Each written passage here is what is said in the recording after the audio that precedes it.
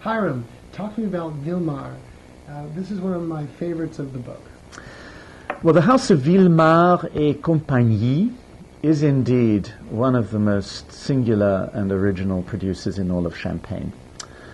They have been described by Tom Stevenson as the poor man's Krug, and the reason for that is not so much because the wines really resemble Krug in flavor, I think, but rather because Vilmart alone, of all the producers we work with, espouses a philosophy of fermenting all his wines in barrique, in small wood.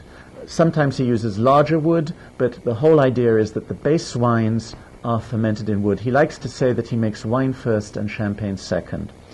So for that reason, the wines of Vilmart really do stand out from the crowd. They are worthy of extreme bottle age. They cost a little bit more than some of the others, but they have a very devoted following.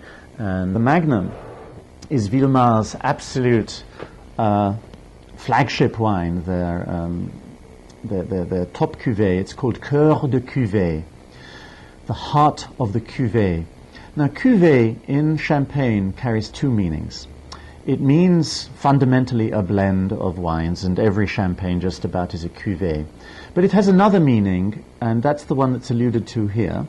And the meaning we're using here is the cuvée is that part of the juice which is free run when the grapes are thrown into the receiving tank. And it's considered to be the absolute best juice from which to make wine. There's no question, Hiram, that's the best way to make wine. That must be why there's such a big core of fruit in these wines. Well, this goes one step further. It is the heart of the cuvée. That's what Coeur de Cuvee means. And what they make this wine from is not just the cuvée, but only the central portion of the cuvée. They remove the first part and the last part, so they get the sweetest and finest juice from which to make this wine. Stunning. And it is fermented in small barrique, and generally, like the Cuvée Création, it's released after 7 or 8 years.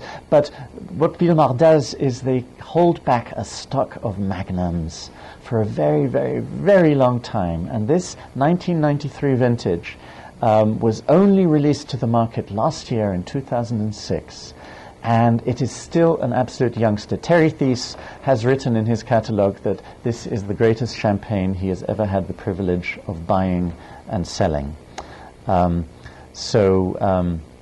If that is not a recommendation to you to try, then I don't know what is. It's Brilliant. Certainly a monumental wine.